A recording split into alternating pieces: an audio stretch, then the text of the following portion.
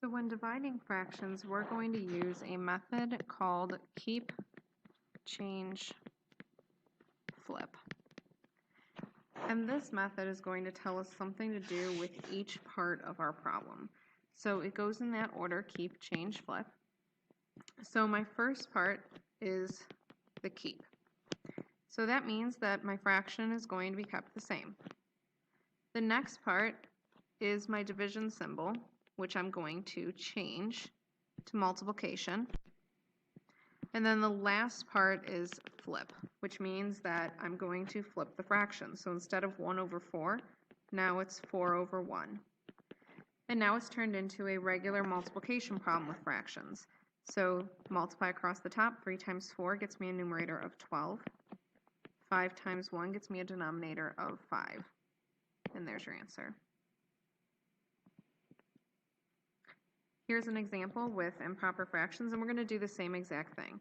So we are going to keep the first fraction as 8/3, change the symbol to multiplication, and then flip the second fraction to 4 over 3.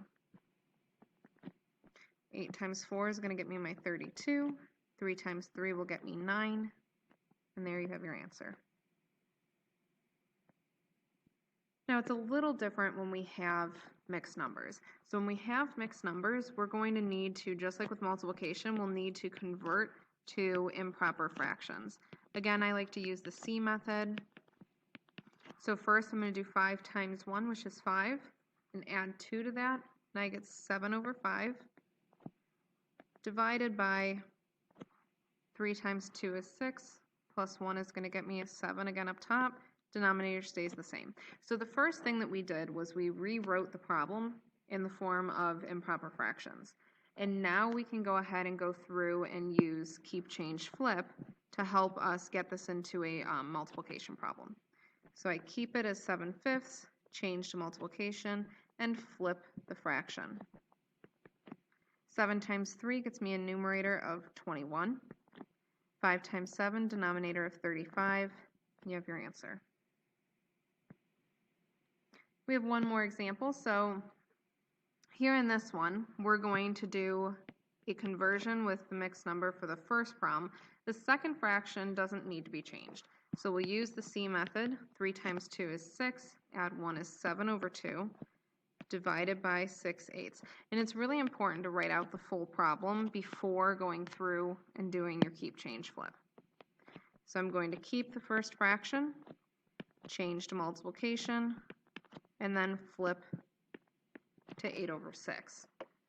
Last step, multiply across the top, I get 56 over multiplying the bottoms, I get 12. Now the last one I did in a different form, so my second fraction is the one that is the mixed number. So again, big C method, I get 6 times 1 is 6, plus 1 is 7 over 6. Again, I'm just rewriting the problem first before going through and doing keep, change, flip.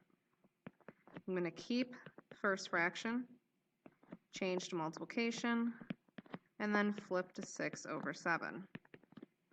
I end up with 6 over 56 is my answer.